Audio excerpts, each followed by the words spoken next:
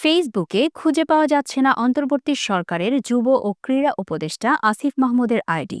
এছাড়া বৈষম্যবিরোধী ছাত্র আন্দোলনের আহ্বায়ক হাসনাত আবদুল্লাহ, জাতীয় নাগরিক কমিটির মুখ্য সংগঠক সার্জিস আলম, ঢাবি শিবিরের সভাপতি সাদিক কায়েম, ছাত্রনেতা সায়েদ আবদুল্লাহ সহ বৈষম্যবিরোধী ছাত্র আন্দোলনের সঙ্গে সম্পৃক্ত আরও অনেকের ফেসবুক আইডি খুঁজে পাওয়া যাচ্ছে না। বুধবার বিকেল থেকে তাদের আইডিগুলো সার্চ করে খুঁজে পাওয়া যাচ্ছে না। অনেকেই বলছিলেন আইডিগুলো ডিসেবল হয়ে গেছে। তবে বৈষম্যবিরোধী ছাত্র আন্দোলনের একজন সমন্বয়ক বলেন তাদের কারো আইডি ডিসেবল বা নষ্ট হয়নি। আইডিগুলোতে কিছু সমস্যা হচ্ছিল, তাই তারা আইডি ডিঅ্যাক্টিভ করে রেখেছেন। এই বিষয়ে সাদেক আবদুল্লাহ জানান, গতকাল বিকেলে হঠাৎ একটি মেসেজ পেলাম যে আমার আইডিটি ডিসেবল করে দেওয়ার চেষ্টা করা হচ্ছে।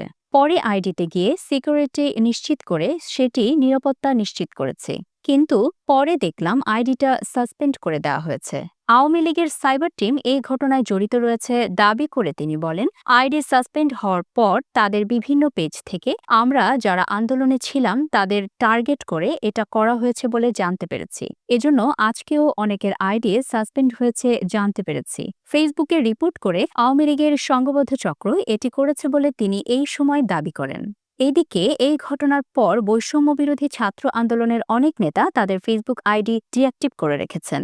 এই বিষয়ে ঢাকা বিশ্ববিদ্যালয় শাখা ছাত্র শিবিরের সভাপতি সাদিক কায়েম তার একটি ফেসবুক পোস্টে লিখেছেন, বিশেষ নিরাপত্তা সংক্রান্ত কারণে আমার আইডিটি ডিঅ্যাক্টিভ করা হচ্ছে।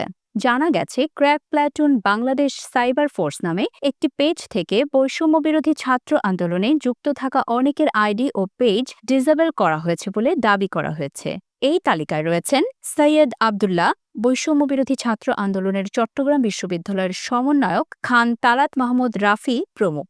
আরেক স্ট্যাটাসে দাবি করা হয়েছে, হাসনাত আবদুল্লাহর আইডি উড়িয়ে দেওয়ার পর ভয় পেয়ে তিনি ডিসেবল করে রেখেছেন।